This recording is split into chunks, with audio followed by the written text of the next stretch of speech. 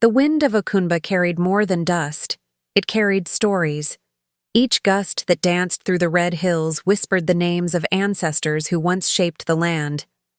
In this village, every stone and stream had a memory, and every household honored customs older than memory itself. Women hummed while pounding yam, their songs weaving through the air like invisible cloths of faith. The old men carved charms under the shade of the baobab, saying, "The earth remembers every hand that touches it." To the people of Okunba, nothing was ordinary. They believed that even the simplest object, be it a spoon, a drum, or a woven cloth, held the spirit of the one who made it. That belief made every craft sacred, every gift a bond. When a woman gave another a calabash or a wrapper, she gave a part of her heart with it. At the edge of this living village stood a small hut filled with colors that refused to fade. Inside, Naya worked her loom. Her fingers moved swiftly, dancing across the threads with the grace of wind over tall grass. Each stroke of the shuttle sang a quiet song, one that only her heart could hear. Her fabrics shimmered like the first light of dawn, and when she laid them out under the sun, they seemed to breathe. The villagers said Naya's hands were kissed by the spirits of creation. Children gathered by her doorway to watch, whispering, "Her cloths glow because the sun hides inside them." But Nia only smiled, her laughter gentle and warm. She wove not for wealth, but for joy. When a woman married, Nia made her a wrapper to hold love's beginning. When a child was born, she gifted a small cloth to keep them safe from shadows. Even the dead were wrapped in her weaves, because it was said her fabrics guided souls home. Her kindness spread like fragrance in the market air, and people came from distant villages to see her work. They said her creations carried blessings stitched in silence. Yet, while her hut overflowed with colors, Naya's heart remained simple, grateful, giving, and untouched by pride. But not every heart in Okunba danced at her success. Just beyond the river lived Tula, Naya's childhood friend. Once they had shared everything, laughter, secrets, and dreams whispered under moonlight. But time had not been kind to Tula. Her husband had died, leaving her with 2 small children and debts that grew like wild weeds. She sold firewood at the market, her palms rough and blistered. Each time she passed Naya's hut, she heard the rhythmic hum of weaving and saw visitors leaving with smiles and blessings. Tula's heart stirred. She told herself it was only longing, not envy. Yet as days passed, her thoughts turned bitter. "We were the same once," she muttered to herself. "We learned side by side. Why does the sun only shine on her hands?" Nia still greeted her warmly each morning. "Tula," she would call, waving with her usual brightness. "Come by, I'll make you a cloth for your daughter's birthday." But Tula would only smile thinly, answering, "When I have time, sister," before turning away. That small distance between them grew, not from words, but from silence. Then came Chief Abayomi, the leader of Okunba. His voice was deep, his robes wide and golden, his pride as tall as the baobab itself. Each year, during the festival of the harvest, he wore Naya's fabric across his chest, a deep indigo robe that shimmered like calm water. "No weaver in the land can match her skill," he declared before the villagers. The crowd cheered, but envy rippled quietly through it. The women exchanged glances, their smiles tight. To be favored by the chief was a blessing and a curse. In a village bound by tradition, success too bright could blind others. "Nya must have the spirit's ear," some whispered. "She weaves with charms," others said. "Her cloths are too alive to be natural," murmured the jealous. The words reached Tula's hut like smoke, feeding the fire already burning in her heart. As she listened, her eyes hardened. If the spirits truly favor her, she thought, then perhaps her gifts can be taken, shared, or even turned. And so, beneath the gentle rhythm of Okunba's life, Unseen threads of jealousy began to tighten, softly, silently, preparing to weave a story that no one would ever forget. The sun had begun to bend low over Okunba when the old herbalist, Mother Ife, stood at her doorway, her wrinkled hands resting on a carved walking stick. Her hut smelled of crushed leaves and dried roots. From where she stood, she could see Naya. At her loom, the threads shimmering like rivers of light. The rhythmic sound of weaving filled the air, steady, strong, and alive. Mother Eve's tired eyes narrowed softly. She murmured under her breath, "Ah, the child weaves not with her fingers alone, but with her soul." A small wind passed, through the baobab trees, whispering to her ears as if the ancestors themselves had spoken. The old woman nodded, sensing what others could not. The gift within Nia was older than the village itself. "She has touched the living threads," Mother Eve said quietly. "But who will teach her when the thread begins to pull back? Her." Voice faded into the rustling leaves, as if the question itself had melted into the air. Inside her hut, Nia hummed softly as she folded colorful garments. Every wall was covered in woven cloth, gold, red, indigo, and earth brown. Piles of fabric filled corners, benches, and baskets. Each piece carried memories, the laughter of a festival, the blessing of a wedding, the sorrow of a burial. Looking around, Nia sighed. "What use is all this beauty if it never leaves my hands?" she whispered. She began gathering the clothes into bundles. Her heart was light, her mind full of kindness. "Let those who have little walk proudly in colors of joy. The ancestors bless the generous," she said, smiling as she tied each bundle with a strip of palm fiber. Outside, children played with wooden toys. Old women sat under the trees, gossiping gently. Naya stepped out, her arms full of cloth. "To the widows and the weary, to the mothers who cry at night," she called softly, "come and take what your hearts desire."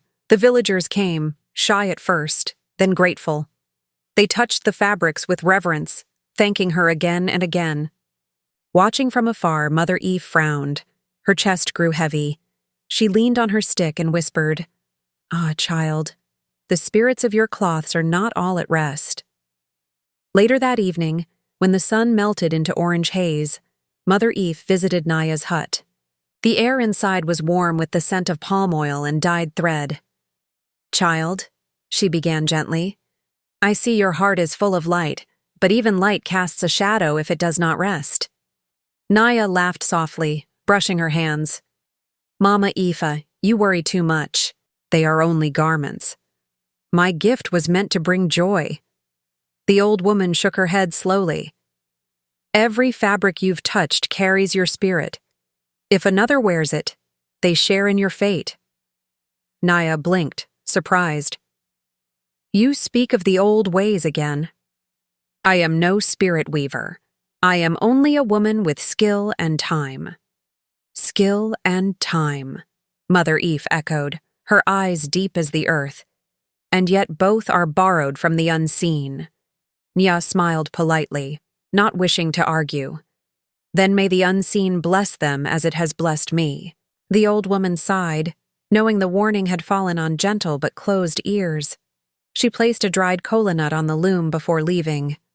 "For protection," she murmured. "You may not believe, but the ancestors do."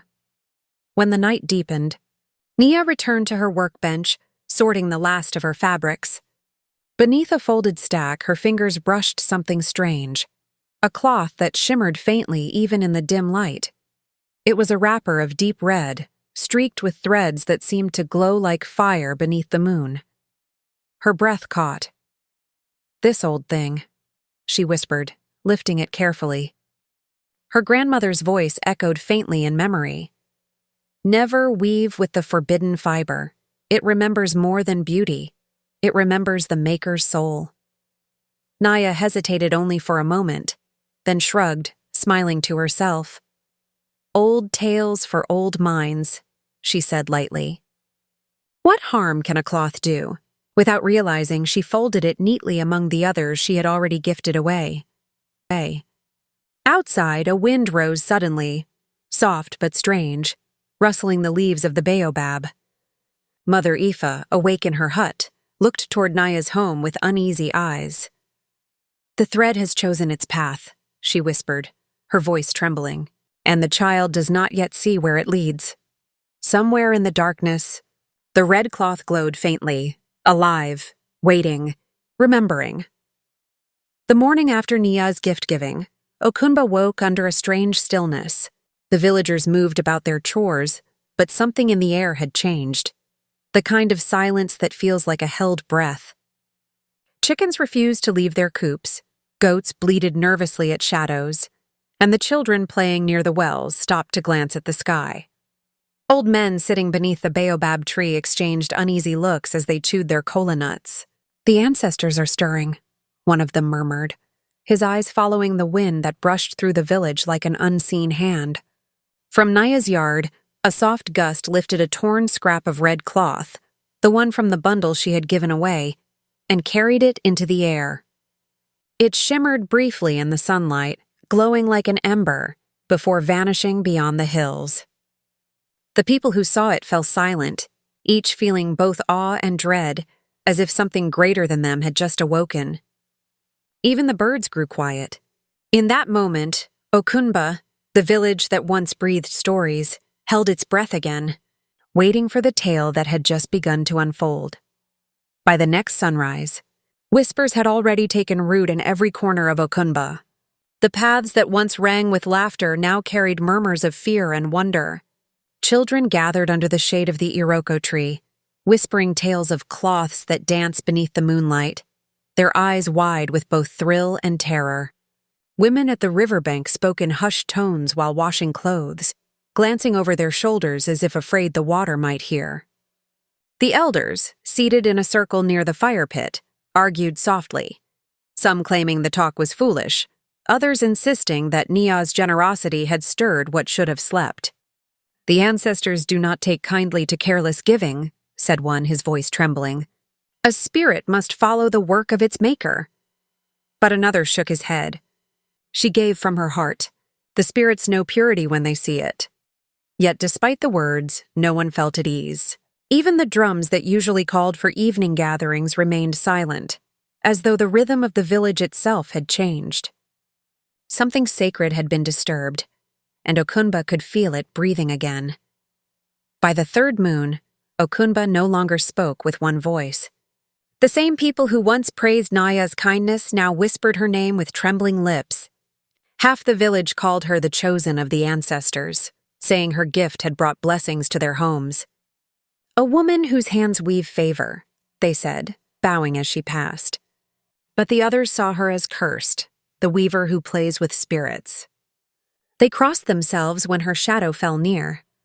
No drum beats rose at dusk anymore, no songs carried through the palm groves. Even the wind seemed to move differently, heavy with suspicion. Mothers warned their children not to wear her cloth after sunset, and clotheslines hung empty in the night air. In the distance, dogs barked at unseen things, and elders muttered that the spirits of the loom were awake again. From the edge of the village, Tula watched it all unfold. Her heart twisted each time she saw another woman praising Nia, holding a piece of her cloth as if it were sacred. The laughter that once bound their friendship now felt like a thorn in her chest. "She gives and they prosper," Tula whispered bitterly to herself, "while my children still sleep on empty stomachs." Night after night, her jealousy deepened, a dark vine coiling around her spirit. One night, when the moon hid behind the clouds, she crept toward Naya's old weaving hut. The air was thick with the scent of dust and forgotten memories. Her trembling hands brushed through piles of old fabric until her fingers met something cool, a folded wrapper, glowing faintly even in the dark. The red cloth. She hesitated, hearing Mother Eve's words echo in her mind. Some threads remember the maker's soul. But desperation silenced reason. She clutched it to her chest and whispered, "If the spirits bless her, let them see me too." The next morning, Okunba awoke to a miracle.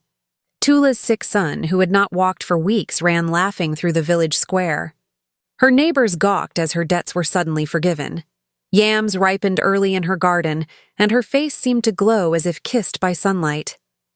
Those who once pitied her now came to her doorstep, calling her favored by the ancestors. But when night came, the glow of the red wrapper did not fade. It shimmered softly under the moonlight, veins of light pulsing through its folds like something alive. As she slept, whispers began to weave through her hut, soft, low, and haunting.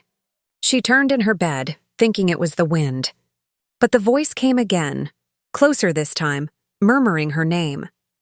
By the fourth night, the whispers no longer waited for her dreams. They followed her even while she was awake. Tula, they hummed from dark corners, sweet and chilling.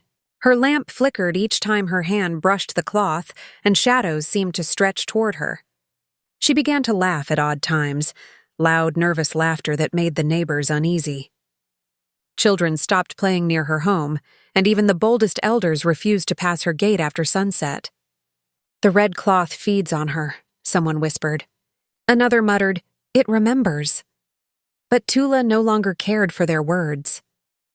Her reflection in the water smiled back too brightly, and her beauty shimmered unnaturally under the moon. Each night, as the wind howled through Akunba, the villagers heard faint chants, the voices of old women singing near Tula's hut, though no one dared to look inside. The cloth had returned, and it was awake. That night, Nia's sleep was heavy like wet clay. The wind outside whispered through the palm leaves, carrying voices too old to belong to the living. In her dream, she found herself standing beside a river made not of water, but of shimmering threads of light. Across it stood her grandmother, her back straight and her eyes glowing like burning coals. "Child," the old woman's voice trembled, yet carried the weight of thunder. "You gave away what was never meant to leave your hands. Magic obeys no stranger's heart." Nya tried to speak, but her tongue felt bound. The river's light flickered, showing faces of those who wore her cloth, some smiling in joy, others writhing in pain. The vision faded with her grandmother's final words. "What you create carries your breath, your sorrow, your truth. It remembers." Naya awoke drenched in sweat, heart pounding. In that moment, she understood. Her art was not mere skill. It was alive. The next morning, Mother Eve's words echoed in her mind as she sat by her loom. Every fabric she had ever made was bound to emotion. Every knot, every thread carried the heartbeat of the one who made it. Love had given it warmth, but envy had given it teeth. Now the garments walked their own paths, revealing the nature of whoever wore them. Those with kind hearts were lifted. The greedy and deceitful suffered. "The cloth tests souls," Nya whispered to herself, her eyes filled with fear and awe. But Okunba had changed. In the market square, some knelt when she passed, bowing low and calling her Mother of Blessings. "She weaves the will of the ancestors," they said. Yet others turned their backs, muttering, "She is the woman who stitched spirits." Spittle hit the ground where her shadow fell. The village that once sang with unity now split apart, faith against fear, love against suspicion. Even the evening drums no longer beat in rhythm. Their silence carried the sound of distrust. One afternoon, Tula stormed into Nia's hut, eyes swollen from sleepless nights. "You cursed me," she shouted. "You knew what that cloth would do." Nya rose slowly, her hands trembling. "I did no such thing, sister. The cloth only reflects what we give it." "Lies!" Tula spat, tears streaking her face. "You wanted me low so you could stand tall." Naya's voice broke as she replied, "If only you knew how much I wanted your peace." Between them, the red cloth lay glowing faintly, the air around it humming softly as though listening. That moment carved a wound no thread could mend. As the moon climbed that night, the story of Naya's cloth spread beyond Okunba.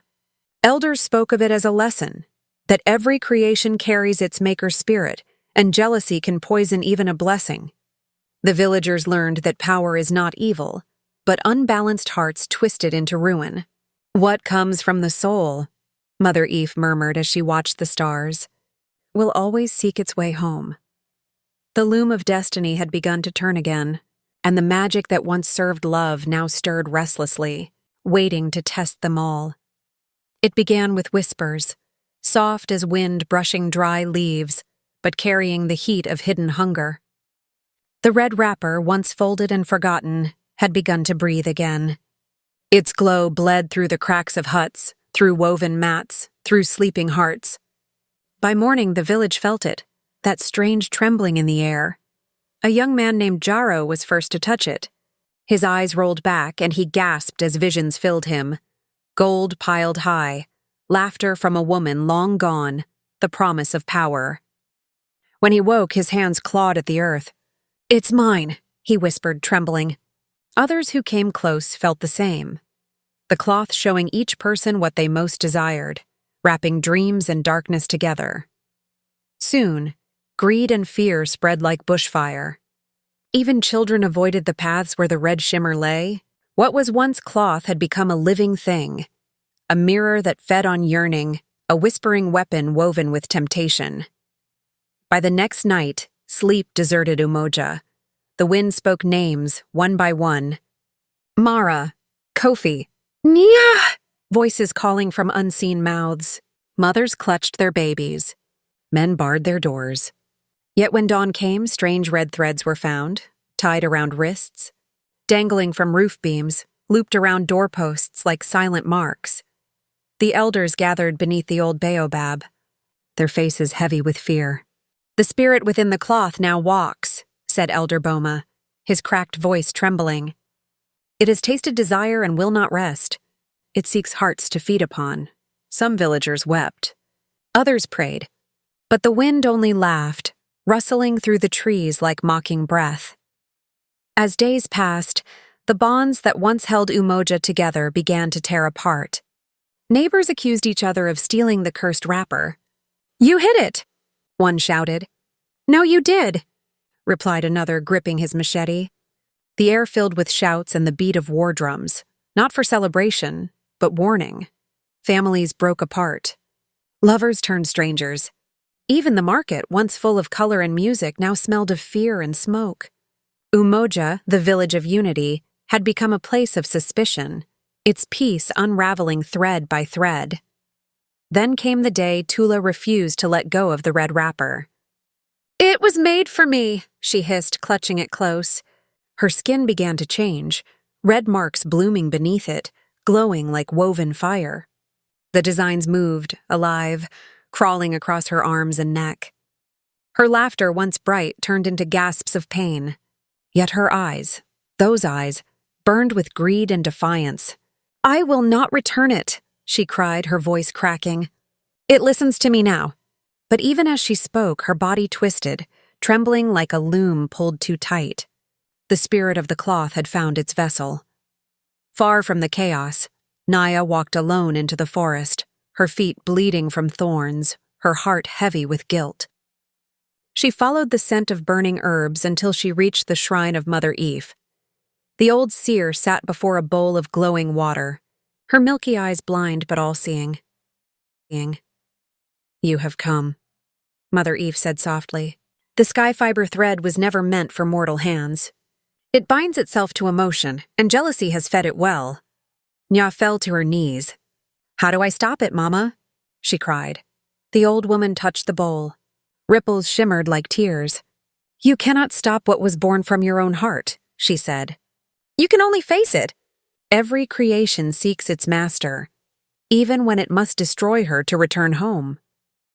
And as Naya looked into the water, she saw Tula's face, burning, changing, calling her name. The time of reckoning had begun.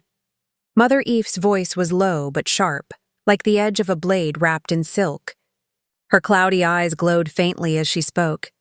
"Before the full moon rises, you must reclaim every garment that bears your weave. If you fail, child, the magic will claim your soul." Nia's heart pounded in her chest. "Every garment?" she whispered, clutching her chest. The old seer nodded slowly. "Your kindness gave life to the thread. Your fear fed it. Now your spirit hangs between mercy and madness. The moon will decide which one claims you." Nia stumbled back, her knees weak. Outside, the forest hummed with unseen voices. The moonlight shimmered on the leaves like warning eyes. She had only days to undo the curse her own hands had woven. By dawn, she began her journey. Her feet traced the dusty paths of Umoja, the same roads where laughter once followed her name. Now doors creaked shut when she approached. "Please," she begged, knocking softly, "return what I made for you. It carries danger."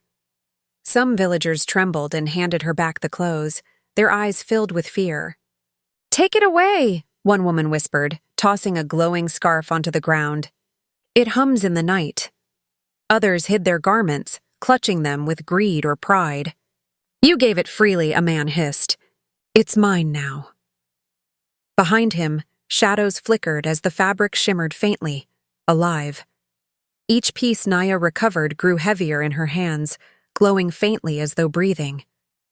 The bundles whispered among themselves, humming with the restless energy of souls not yet at peace. By evening her back ached, her spirit weary, but her eyes burned with resolve. Her final stop was the edge of the village, Tula's hut. Smoke curled from the thatched roof, and the air smelled of sweat and burning herbs.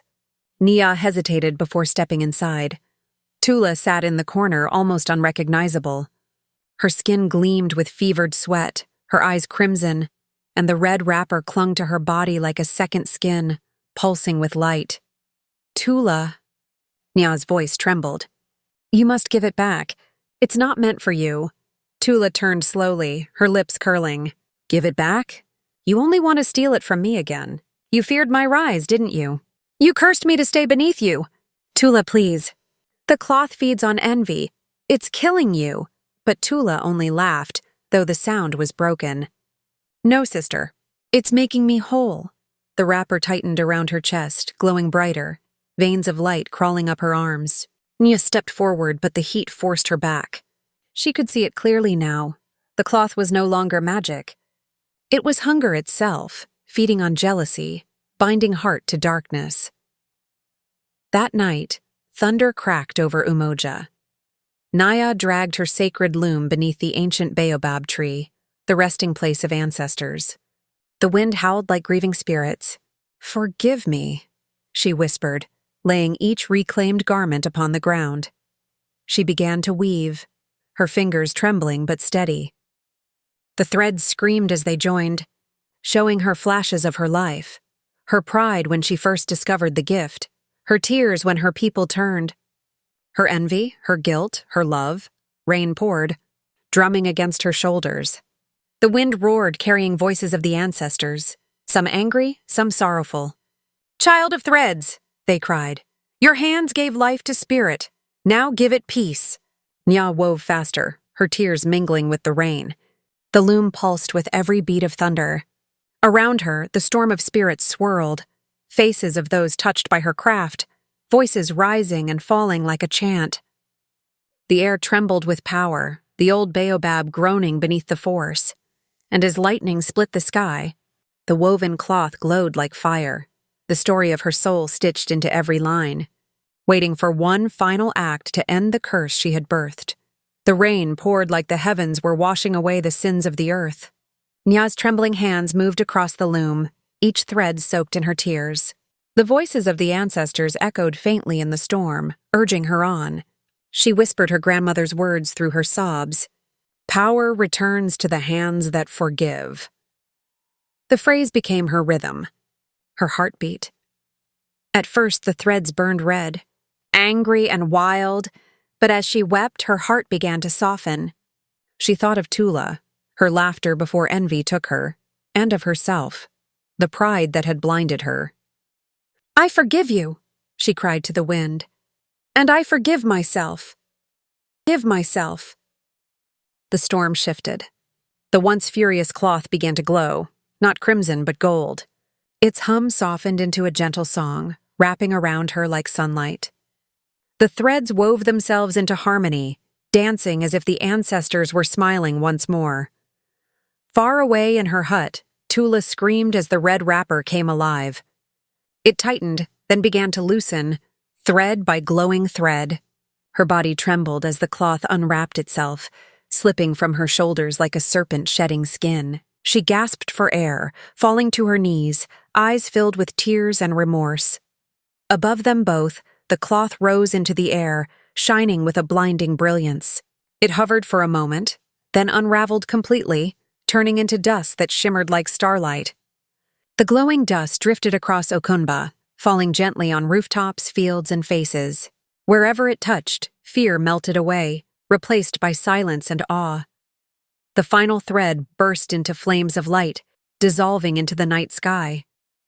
The thunder ceased, the wind stilled. The great baobab stood tall, its roots glistening with the tears of rain and light. The spirits were silent, not in anger, but in peace.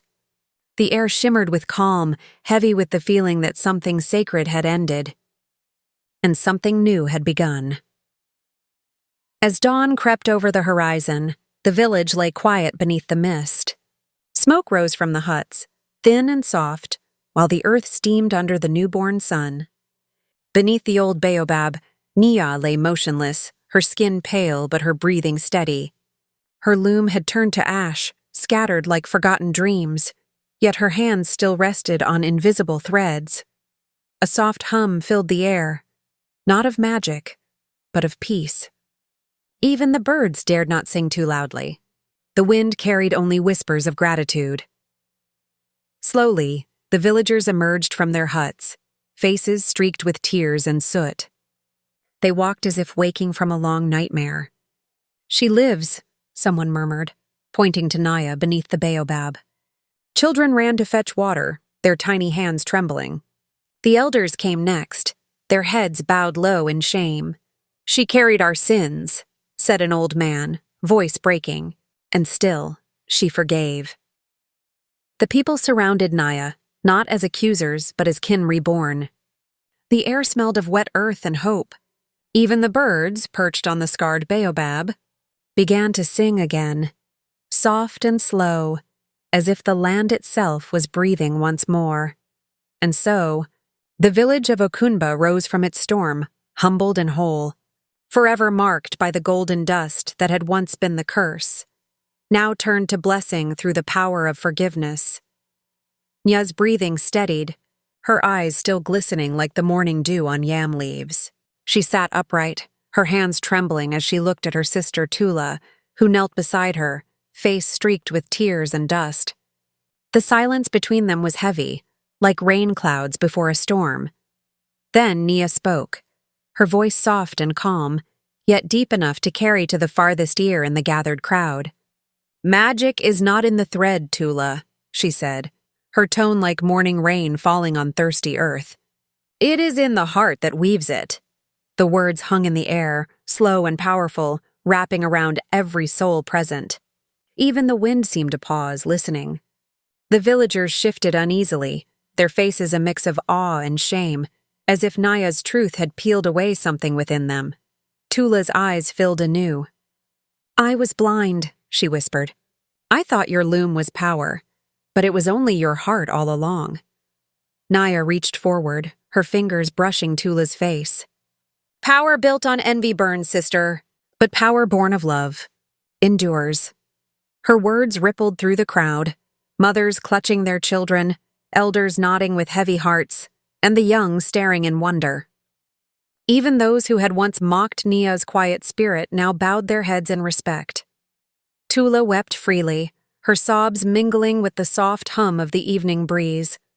Nia pulled her close, and for the first time, the sisters embraced not as rivals, but as two halves of a broken whole finally mended. From that moment, forgiveness became their new cloth, woven not from silk or gold, but from the humble threads of truth, love, and repentance. It was stronger than envy, softer than sorrow, and bright enough to light the hearts of all who had watched the tale unfold. The seasons turned, and the village of Okunba began to breathe a new kind of peace. The drums that once called for vanity and rivalry now sang softer rhythms, songs of unity, gratitude, and wisdom. No longer did neighbors count each other's goats or boast about whose fields grew greener. The people had learned that blessings with pride turn bitter, but blessings shared taste sweet. During the harvest moon, The villagers gathered beneath the great baobab, its bark still scarred from the storm but alive with new shoots. Elders sat in circles, children huddled close as the fire crackled. Old Maku, the storyteller, leaned forward and said, "Listen, little ones. Even cloth can remember." He pointed toward the stars as his voice deepened. Naya, the weaver who wove her heart into every thread, showed us that creation is sacred. Whatever you make, with your hands, your words, or your spirit, carries your soul inside it. The crowd hummed in agreement, nodding with warmth. Women who once whispered jealousy now exchanged gifts made with care. Men greeted each other not with pride but with open palms. From that night onward, the people of Akunba did not measure wealth by gold or land, but by kindness freely given. And in every new weaving, in every song sung by the fireside, the spirit of Naya still lived, quiet, patient, and pure as dawn. Pure as dawn.